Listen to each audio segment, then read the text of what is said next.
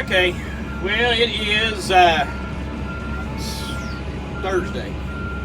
Today's Thursday, and we are working on our clearing job. New hire, made it 2 days in a row early. Was actually at the office 15 minutes, at least 15-20 minutes before time to be there. So that's just awesome. I ain't used to that kind of thing. Like I said, we're running on a skeleton crew this time of year anyway. We usually get wound up. There pretty good about March or April, and I'll start hiring some more. I've got another one that I hired. He starts in 2.5 weeks. On like March 15th, he starts. So that's a good thing. I usually try to keep me and about 3 other guys, depending on their skill level is a big thing. If they've got pretty good operating skills, then I've kept them for as much as 2, 3, 4 years, and then I've had some that's lasted a year or so, and then of course we had the latest one was 5.5 hours. I believe that's about as short an employment in KD I've ever seen. So, but this one here, he seemed pretty good boy, and he caught on pretty quick here yesterday. He's doing pretty good, so looking forward to today. We didn't get any video yesterday, so we're gonna do better today. I'll get some videos and stuff up, and get some pictures. So you guys stay tuned. All right, let's get to work. We got a tree right here. I got out there a minute ago. Got a little bit cool. That wind the air kind of cooled a little bit. I'm gonna take out that maple over here. Let's go ahead and pull this one up out of the ground. Try to do that. I found there's a pretty good seam of clay in here for all my tree roots. See, that's what I like to do. I like to really just bust loose.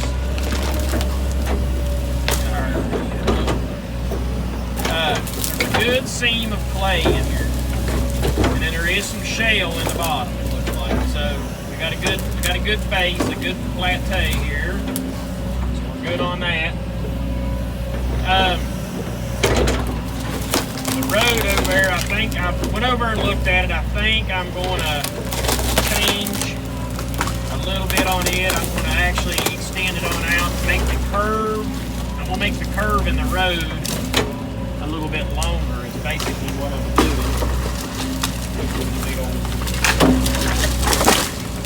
Get that big old butthole thing out of the way. I gotta get this maple down next. And see, I need to bring tomorrow. I'll bring the dozer in here. I'd say it should be dry enough to bring the dozer up. So I'll bring it up here, and I'll probably scratch everything. And it's supposed to really rain the next few days after tomorrow. I think tomorrow night, tomorrow evening, it's supposed to start raining. So hopefully it won't be anything major. And we'll be right back to work. Because it was supposed to rain a little bit more than what it said, and it didn't rain as much, so we should be good with that. Miss Kay is supposed to be working on getting everything sent up to the bank, or get everything from the bank that we need. I'll check in with her in a minute to make sure, so we can start getting our new shop online. And these people here, I think, are actually going to call the same. They've called, I guess, and they sent in some prints and stuff for another building that these people want to build. So they're eagerly awaiting that decision, or that move. I got my front glass open because I never did get a chance to clean all the mud off. I am eagerly awaiting getting the bank rolling. I mean, I expect him to take 3 or 4 weeks probably. That's okay. That'll let everything dry up. I got to build a pad down there anyway with some dirt, which I get dirt about anywhere. I just really wanted to get it off my heel. That way I can kind of help be killing two birds with one stone that way. Let's see if I can. Got her down.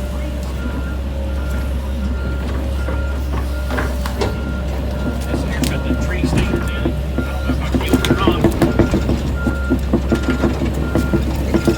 I don't know if I can survive so far.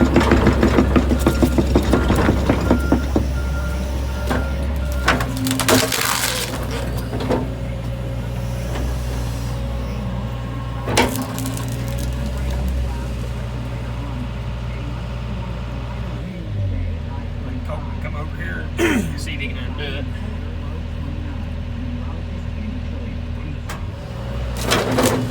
Well, you see a tree stand. It's actually grown into the tree. You can't get it loose. So we'll drag it up here, get it up out of the way, let Colt cut on it, forward on some.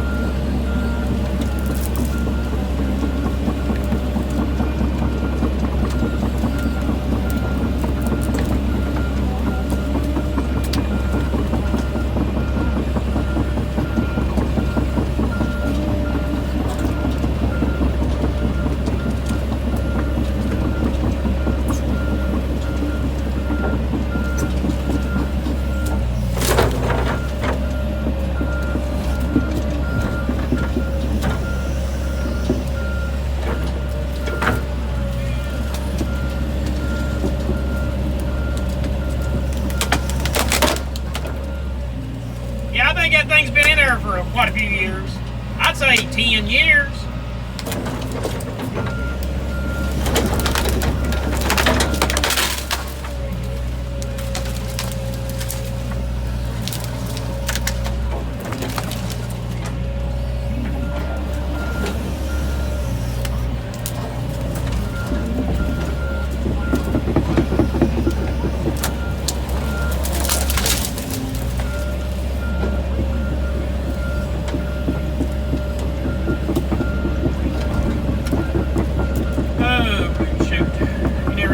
See out here.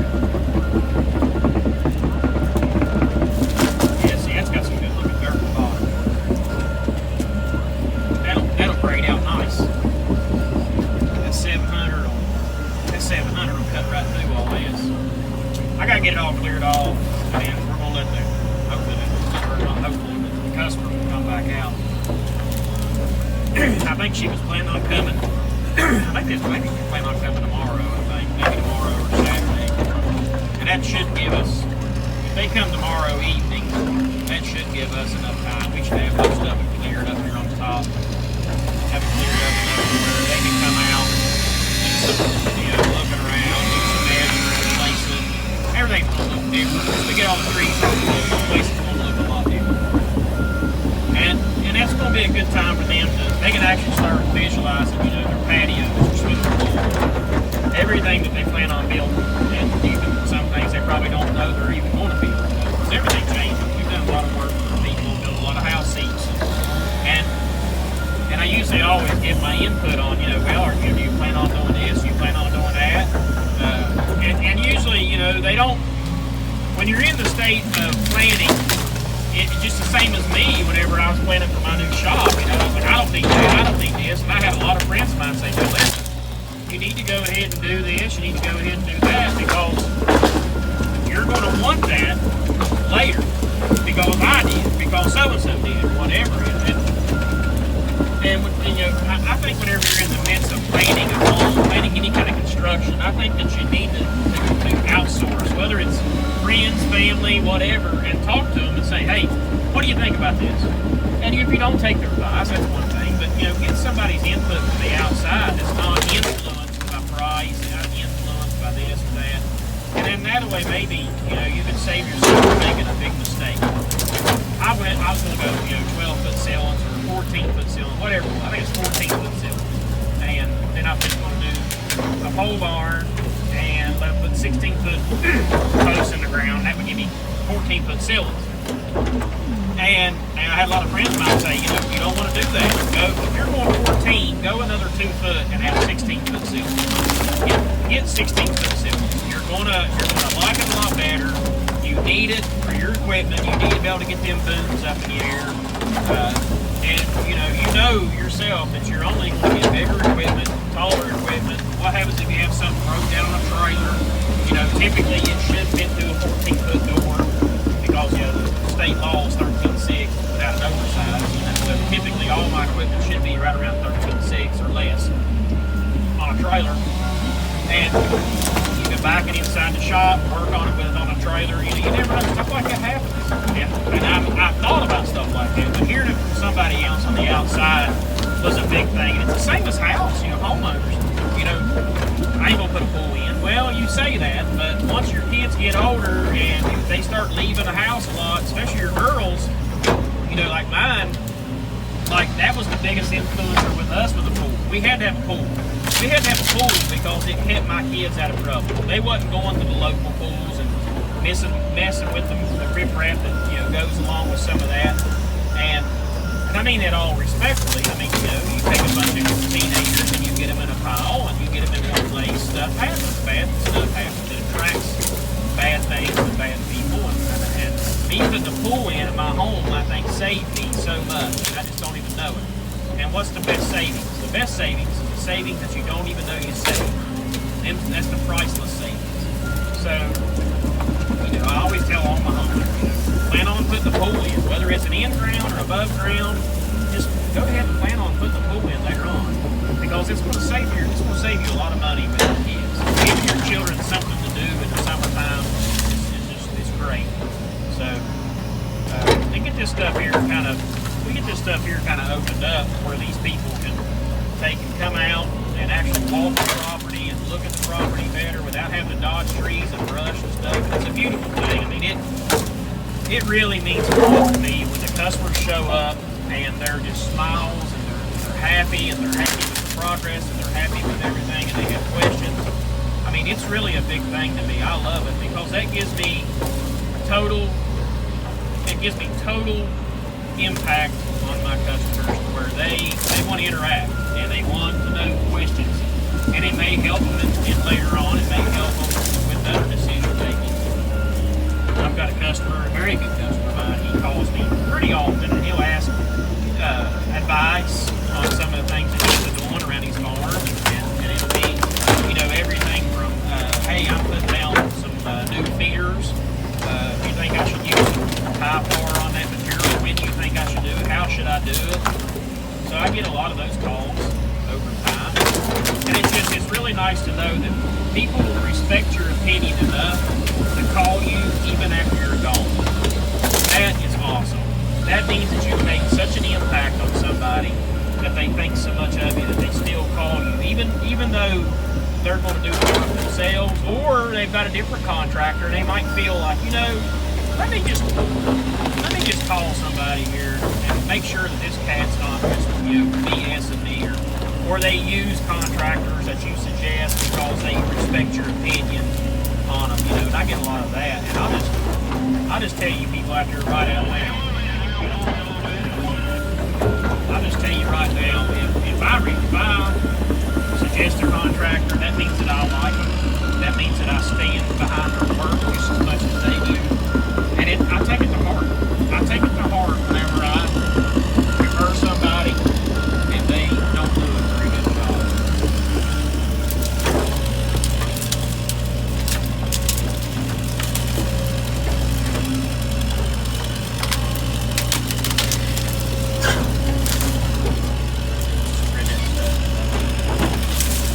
That's good. That's good there.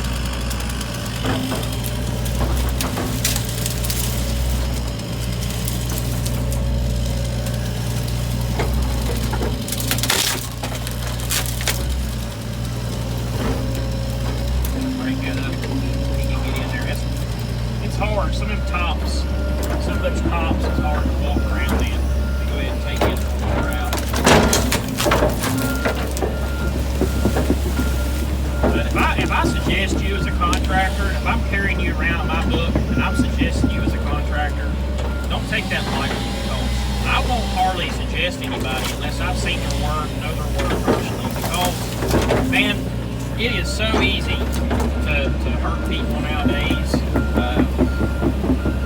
and I just don't like. I don't want my name attached to anybody who don't do good work. I don't like my name attached to that. That's like the builder that's building my building. I've seen his work. I've seen his work. I've seen his family's work, and they do good work. They do really good work. They stand behind their product, and it's efficient. I mean, you know, they have a network with that Thomas Stewart Center. They got quite a few of them around, and they've got an exceptionally great network with those guys. I mean, their material is delivered on time. Their material is in stock. I mean, you cannot beat people like that have a network. You know, it's the same as me and my company. We use Stone's Trucking. We use Stone's Trucking to bring our rock in because them guys have been with me for years. They trust me. They trust my road constructions. They trust my knowledge and my perception of stuff. And not to mention, they know that if they get into trouble, then I'm going to get them out. I'm going to get them out of trouble. I'm going to be the guy that's going to come out there. We're going to hook dozers and we're going to hook excavators onto you. And we're going to get you out of a jam.